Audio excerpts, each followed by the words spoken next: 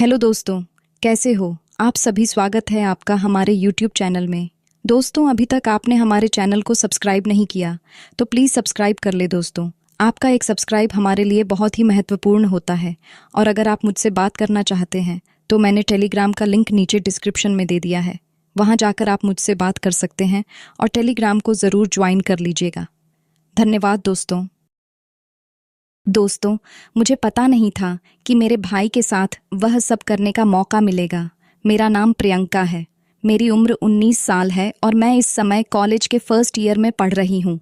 मेरा पसंदीदा विषय केमिस्ट्री है। मुझे केमिस्ट्री इतनी प्रिय है कि जब भी मैं कुछ नया समझती हूँ तो एक अजीब सा उत्साह महसूस होता है। यही कारण है कि मैं अपने भविष्य को भी इसी विषय से जोड़कर देखती हूँ।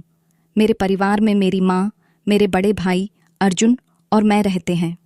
अर्जुन भाई की उम्र 21 साल है। वह भी मेरी ही यूनिवर्सिटी में पढ़ते हैं। हालांकि हम दोनों केमिस्ट्री के छात्र नहीं हैं। उनकी दिलचस्पी इंजीनियरिंग में है। हमारे घर में सुबह का वक्त हमेशा भाग दौड़ से भरा रहता है। सुबह 9 बजे हमारी क्लास शुरू होती है और हमें समय पर पहुंचने के लिए 8:30 तक घर से निकलना पड़ता है।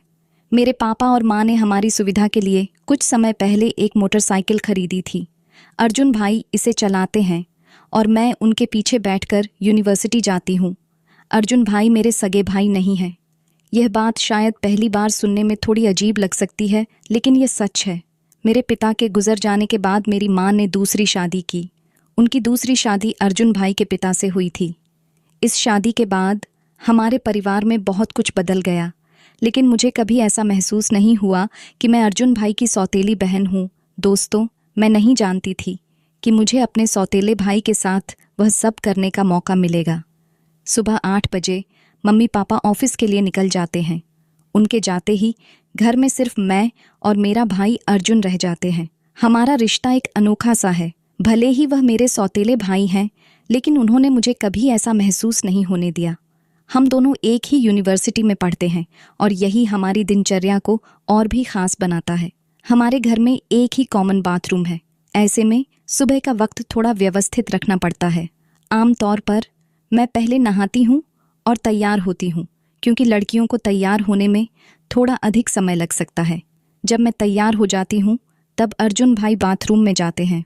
हर सुबह यह क्रम बिना किसी रुकावट के चलता है। तैयार होकर हम दोनों एक साथ यूनिवर्सिटी जाते हैं।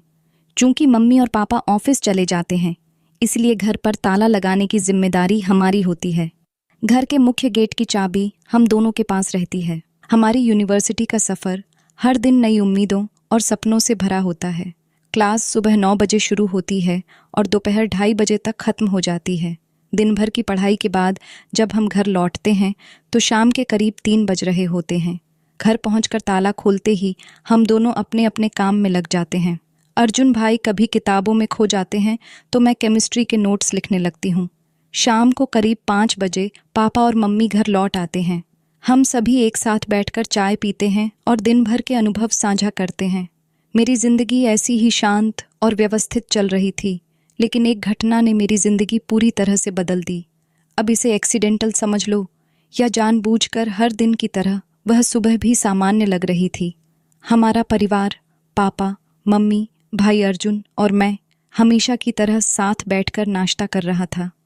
ये समय मेरे लिए ख़ास होता है, क्योंकि व्यस्त दिन की शुरुआत परिवार के साथ मिलकर करने का आनंद अलग ही होता है। पापा और मम्मी अपनी सरकारी नौकरी के लिए तैयार हो रहे थे। सुबह 8 बजे उनका ऑफिस शुरू होता था, इसलिए नाश्ते के बाद वे जल्दी ही घर से निकल गए। उनके जाते ही घर पर केवल मैं और अर्जुन भाई रह गए। हम दोनों की दिनचर्या भी व्यवस्थित थी। मुझे तैयार होकर यूनिवर्सिटी जाना था और भाई को भी। जैसा कि हर दिन होता था, मैं पहले नहाने के लिए बाथरूम गई।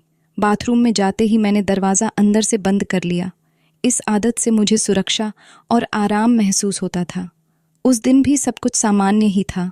मैंने अपने कपड़े उतार कर साइड में रख दिए और शावर चालू किया। पानी की ठंडी बूंदें जब शरीर से टकराईं तो लगा जैसे सारा तनाव बह गया हो। लेकिन तभी मैंने बाथरूम के दरवाजे के नीचे से एक परछाई देखी। परछाई को देखकर मेरा मन थोड़ा विचलित हुआ। मैंने सोचा कि शायद यह मेरा भ्रम है। कभी कभी रोशनी की वजह से ऐसा लगता है और मैं अक्सर खुद को समझा देती हूँ कि ऐसा कुछ नहीं है, लेकिन इस बार वह परछाई स्थिर नहीं थी। ऐसा लगा जैसे कोई दरवाजे के बाहर खड़ा है और हरकत कर रहा है। मेरे दिल की धड़कन तेज हो गई। मैंने खुद को शांत रखने की कोशिश की। शायद यह मेरा वहम हो। मैंने खुद को तसल्ली दी और शावर चालू रखा। चेहरे पर साबुन लगाते वक्त मेरी नज़र फिर से दरवाजे की ओर गई और इस बार मैंने देखा कि परछाई सच में हिल रही थी। मेरे अंदर डर और गुस्से का अजीब सा मिश्रण पैदा होने लगा। क्या कोई मुझे देख रहा था? लेकिन घर में तो सिर्फ मैं और अर्जुन भाई थे। क्या यह हो सकता है कि वह मेरे साथ ऐसा कुछ कर रहे हों? यह ख्याल मुझे अंदर तक हिला गया। मैंने खुद को यह सोचकर संभालने की कोशिश की कि यह सब रोशनी के कारण हो सकता है, लेकिन यह विचार मेरे मन को पूरी तरह से संतुष्ट नहीं कर पाया। मैंने जल्दी जल्दी नहाना खत्म किया और बाहर आ गई। बाहर आकर मैंने अपने कपड़े पहन लिए और जैसे ही मैंने अपना दुपट्टा उठाया, मैंने देखा कि दरवाजे के नीचे से परछाई फिर हिली। इस बार मेरा शक और भी गहरा हो गया। मैं सीधे अपने कमरे में गई। मेरा मन असमंजस में था। क्या यह सब मेरा भ्रम था या सचमुच कोई था जो मेरी निजता का उल्लंघन कर रहा था? मैंने अर्जुन भाई के बारे में ऐसा कभी नहीं सोचा था। वह हमेशा मेरे लिए एक बड़े भाई की तरह थे, जिन्होंने मुझे सुरक्षा और सहारा दिया। लेकिन उस परछाई ने मेरे मन में शक का बीज बो दिया था। उधर भाई कुछ देर बाद तैयार हो गया और मुझे यूनिवर्सिटी ले जाने के लिए बुलाने लगा। मैं और मेरा भाई घर का दरवाज़ा बंद करके यूनिवर्सिटी के लिए निकल गए। आमतौर पर हर दिन मैं मोटरसाइकिल पर अपने भाई के पीछे बैठती हूँ और अपना बैग उसके और मेरे बीच में छोड़ देती हूँ। लेकिन आप क्या सोचते हैं कि उस दिन मैंने अपना बैग अपने पीछे छोड़ दिया था? शायद मैं उस दिन एक अलग ही दुनिया में खोई हुई थी। उस दिन का एहसास अच्छा था कि उसे शब्दों में बयान नहीं किया जा सकता। अगली सुबह से मैं सोचने लगी कि कैसे यकीन करूं कि मेरे भाई ने मुझे बाथरूम के दरवाजे से नहाते हुए देख लिया था या नहीं। बहुत सोचने के बाद मुझे एक विचार आया। मेरे पापा और मम्मी के ऑफिस चले जाने के बाद मैंने अपने मोबाइल कैमरे में वीडियो रिकॉर्डिंग चालू की और उसे बाथरूम के बाहर ऐसी जगह लगा दिया जहां अगर कोई मुझे बाथरूम के दरवाजे के बाहर से नहाते हुए देखे तो उसकी रिकॉर्डिंग हो जाए। कैमरा वहीं छोड़कर मैं नहाने के लिए बाथरूम में चली गई और दरवाज़ा अंदर से बंद कर लिया और दरवाजे की ओर देखा तो मुझे फिर से कोई परछाई दिखाई दी। परछाई देखते ही मैं समझ गई कि जो भी है वह कैमरे में आ चुका होगा। ये सोचते सोचते मैं नहा रही थी और नहाने के बाद जब मैं बाथरूम से निकली और अपना मोबाइल फ़ोन लेकर अपने में चली गई, मैंने वीडियो शुरू की और देखा कि जैसे ही मैं बाथरूम में घुसी थी और दरवाज़ा बंद किया था, उसके थोड़ी देर बाद मैंने देखा तो मुझे यकीन नहीं हो रहा था। मैं सोच रही थी कि ऐसा कैसे हो सकता है। उसके बाद मैं और मेरा भाई यूनिवर्सिटी के लिए निकल लिए। मैंने अपने भाई को मोटरसाइकिल के पीछे से गले लगा लिया और सोचने लगी कि भाई को अपना वीडियो कैसे दिखाऊं। तब भाई ने कहा, बाइक पढ़ती हो क्या? मैंने कहा, नहीं भाई। भाई बोला, तो फिर तुमने मुझे इतनी ज़ोर से क्यों पकड़ रखा है? तब मैंने अपने भाई से कहा, पता नहीं क्यों भाई, आज मुझे डर लग रहा है। पूरा दिन पढ़ाई करने के बाद मैं दोपहर को घर लौटी। मेरा दिमाग पूरा दिन इधर उधर भटकता रहा। मुझे समझ नहीं आ रहा था कि मैं अपने भाई को उस वीडियो को कैसे दिखाऊं। रात के करीब 10 बजे थे। मैं बिस्तर पर लेटी हुई थी और करवटें बदल रही थीं। नींद मेरी आंखों से कोसों दूर थी। मन में एक अजीब सी बेचैनी थी, कुछ ऐसा जो मुझे अंदर से खाए जा रहा था। मैंने अपने फ़ोन को हाथ में लिया और वह वीडियो फिर से खोल लिया जिसे मैंने कुछ समय पहले रिकॉर्ड किया था। वीडियो में मेरी सारी भावनाएं छुपी हुई थीं। एक प्रकार से यह मेरी आत्मा का हिस्सा बन चुका था। दिल में बहुत हिम्मत करके मैंने वह वीडियो अपने भाई अर्जुन के मोबाइल पर भेज दिया। इस कदम ने मुझे भीतर से थोड़ा हल्का महसूस कराया, लेकिन साथ ही डर भी था। क्या उसने इसे देखा होगा? क्या उसकी प्रतिक्रिया क्या होगी? मैं बार बार फ़ोन की स्क्रीन पर नज़र दौड़ाती रही, हर बार चेक करती कि वीडियो कब देखा जाएगा। लेकिन लगभग 15 मिनट बीत गए, फिर भी वीडियो नहीं देखा गया। अब सवाल यह था कि क्या अर्जुन सो गया था या फिर वह वीडियो जानबूझकर नहीं देख रहा था। समय जैसे थम गया था। मुझे इंतज़ार करते करते 1 घंटा बीत गया, लेकिन फिर भी वीडियो का देखा जाना कोई संकेत नहीं दे रहा था। मेरी बेचैनी बढ़ने लगी। रात का समय था और सब सो रहे थे, फिर भी मुझे वह वीडियो और अर्जुन के जवाब का इंतज़ार था। अगले दिन सुबह संडे था। रविवार के दिन सब घर पर होते थे। मम्मी, पापा, अर्जुन और मैं। हम सभी ने एक साथ नाश्ता किया, लेकिन मैंने अर्जुन के चेहरे पर कुछ भी ऐसा नहीं देखा जिससे यह लगता कि वह वीडियो के बारे में सोच रहा था या उस पर प्रतिक्रिया दे रहा था। मुझे महसूस हुआ कि वह वीडियो शायद अभी तक नहीं देखा गया था। सुबह के करीब 10 बजे मैं अपने कमरे में अकेले बैठी थी। अचानक मेरा फ़ोन बजा और मैंने देखा कि अर्जुन का मैसेज आया था। जैसे ही मैंने मैसेज खोला, मेरी धड़कन तेज़ हो गई। उसमें लिखा था, तुमने जो वीडियो भेजा मैंने देखा। मुझे पहले तो विश्वास ही नहीं हुआ। मैंने कुछ देर इंतज़ार किया, लेकिन उस मैसेज के बाद कुछ और नहीं आया। क्या यह बस एक सामान्य प्रतिक्रिया थी या कुछ और था? दोपहर तक मैंने इंतज़ार किया, लेकिन कोई जवाब नहीं मिला। मैं समझ नहीं पा रही थी कि अर्जुन का व्यवहार कैसे बदल गया था। दोपहर को हम सभी ने खाना साथ में खाया, लेकिन अर्जुन बेहद चुपचाप था। उसने बिना कुछ कहे अपना खाना ख़त्म किया और फिर अपने कमरे में चला गया। मुझे समझ में आ गया कि वह कुछ कहने से बच रहा था। मैंने धीरे धीरे पापा और मम्मी को कहा, भाई, मैं थोड़ी देर बाद तुम्हारे कमरे में आकर कुछ समझाना चाहती हूँ। अर्जुन ने बिना कुछ बोले अपना खाना ख़त्म किया और कमरे में चला गया। सबका खाना ख़त्म होने के बाद मैंने पापा और मम्मी के साथ मेज़ साफ़ की और फिर सीधे अर्जुन के कमरे में चली गई। जब मैं उसके कमरे में गई तो मैंने देखा कि वह खिड़की के पास खड़ा था, जैसे वह कुछ सोचने की कोशिश कर रहा हो। मैंने धीरे से दरवाज़ा बंद किया और उसके पास पहुंची। भाई, मैंने कहा, तुमने जो वीडियो भेजा था, क्या तुमने उसे देखा? उसने मुझे देखा और उसकी आंखों में आंसू थे। वह चुप था, जैसे कुछ कहना चाहता हो लेकिन कह ना पा रहा हो। उसकी आवाज़ में एक खामोशी थी जो उसके दिल के भीतर की असमंजस को दर्शा रही थी। सॉरी, उसने धीरे से कहा। मुझे यह देखकर बेहद दुख हुआ, लेकिन मैंने उसे गले लगा लिया। भाई, मैंने धीरे से कहा, इस उम्र में ऐसी गलतियां हो जाती हैं। कोई बात नहीं, वैसे भी हम सगे भाई बहन तो नहीं हैं।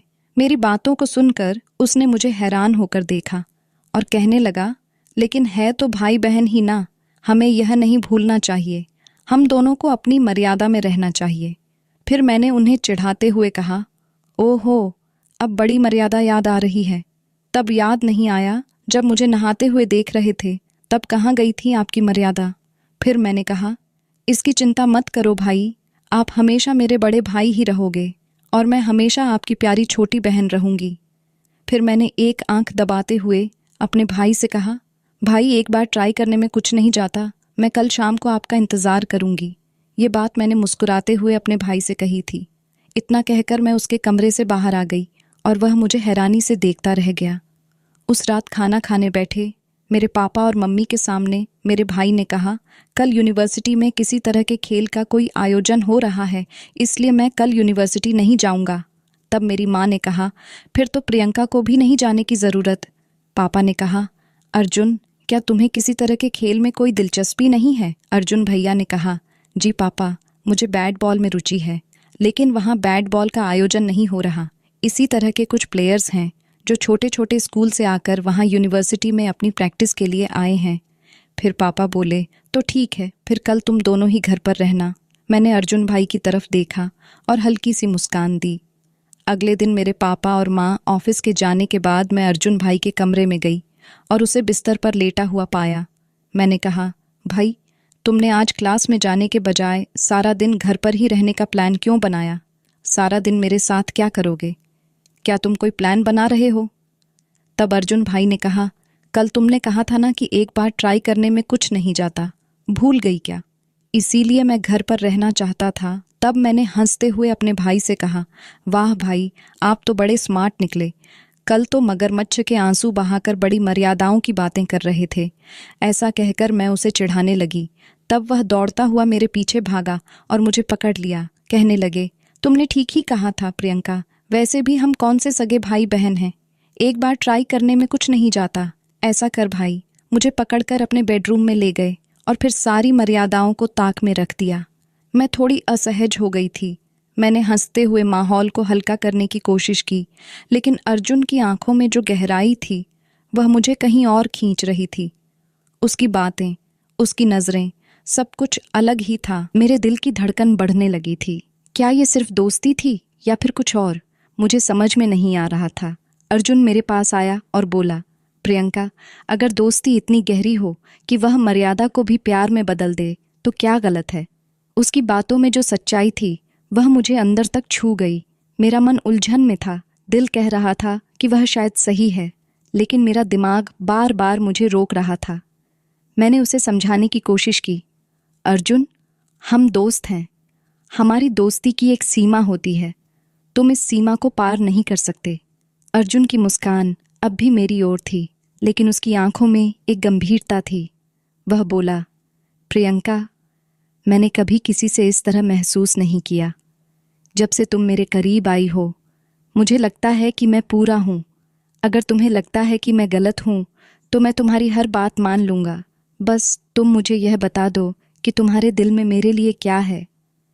मुझे लगा जैसे मेरी धड़कन एक पल के लिए थम गई। मैंने उसकी आंखों में देखा और अचानक मैं समझ गई कि यह सिर्फ दोस्ती नहीं थी। दिल के किसी गहरे कोने में मैं भी यही महसूस कर रही थी, लेकिन डर था। क्या हम ऐसा कर सकते थे? आंखों में आंसू थे। मैंने धीरे से कहा, अर्जुन, मुझे डर है कि अगर हम ये कदम उठाते हैं तो सब कुछ बदल जाएगा। हमारा रिश्ता, हमारा दोस्ती, सब कुछ। अर्जुन मेरे पास आया और मेरे हाथ को थामते हुए बोला, प्रियंका, बदलाव से डरने की ज़रूरत नहीं है। अगर हमारा रिश्ता सच्चा है तो यह बदलाव हमें कुछ नया और खूबसूरत देगा। मैं तुम्हें कभी तकलीफ नहीं दूंगा, यह मेरा वादा है। उसकी बातों में इतना विश्वास था कि मैं खुद को रोक नहीं पाई। मैंने हल्की सी मुस्कान के साथ कहा, तो क्या तुम सच में हमारे रिश्ते को इतना महत्व देते हो? अर्जुन ने नज़रें मेरी आंखों में डालते हुए कहा, तुम्हारे बिना मेरी जिंदगी अधूरी है। मैंने गहरी सांस ली और महसूस किया कि मेरे दिल ने उसकी बातों को पूरी तरह स्वीकार कर लिया था। हम दोनों ने अपने दिलों की भावनाओं को एक दूसरे से साझा किया और फिर एक दूसरे को गले लगा लिया। वह क्षण मेरे लिए कुछ खास था, क्योंकि अब हम सिर्फ दोस्त नहीं थे, हम एक नए सफ़र की शुरुआत कर रहे थे, जहाँ प्यार और विश्वास हमारा मार्गदर्शन कर रहे थे। लेकिन यह सफ़र एक राज था। हम जानते थे कि दुनिया को इस बारे में बताना अभी सही नहीं था। अगले दिन सुबह जब मैं उठी तो थोड़ा असहज महसूस हो रही थी। मेरी सोच में उलझन थी। क्या हमने सही किया? क्या हम अपनी भावनाओं को इस तरह से उजागर कर सकते थे? अर्जुन ने मुझे देखा और पूछा, क्या हुआ प्रियंका, कुछ गलत लग रहा है? मैंने सिर झुका लिया और कहा, अर्जुन, सब कुछ बहुत जल्दी हो गया। मैं यह नहीं समझ पा रही हूँ कि आगे क्या होगा। हमारे रिश्ते को समाज और परिवार कभी नहीं समझ पाएंगे। अर्जुन मेरे पास आया और बोला, प्रियंका, जब हमारा प्यार सच्चा है तो हमें किसी से डरने की ज़रूरत नहीं है। लेकिन अगर तुम चाहो तो हम इसे राज रख सकते हैं, जब तक सही समय नहीं आता। मैंने उसकी ओर देखा और कहा, मैं बस यही चाहती हूँ कि हम एक दूसरे को समझें और सपोर्ट करें। अगर हमारे बीच भरोसा है तो हम हर मुश्किल को पार कर लेंगे। कुछ दिन तक सब कुछ ठीक रहा। हम दोनों ने यह तय किया कि अपनी भावनाओं को हम अपनी पढ़ाई और करियर पर हावी नहीं होने देंगे। लेकिन प्यार ऐसा होता है जिसे छुपाना कभी आसान नहीं होता। आज कॉलेज के कैंटीन में अर्जुन और मैं चुपके चुपके बातें कर रहे थे। हमारे बीच कुछ खास था जिसे हम शब्दों से नहीं कह सकते थे, लेकिन यह बात हमारी आंखों में साफ झलक रही थी। तभी हमारी क्लासमेट रीमा ने हमें देख लिया। उसका सवाल थोड़ा हल्के अंदाज में था, लेकिन वह जो सवाल कर रही थी वह मेरे दिल को थोड़ा हिला रहा था। अरे, क्या चल रहा है तुम दोनों के बीच? कुछ गड़बड़ लग रही है, रीमा ने मुस्कुराते हुए कहा। हम दोनों हड़बड़ाए और बिना किसी सही जवाब के बस यही कहा, अरे कुछ नहीं, बस ऐसे ही बात कर रहे थे।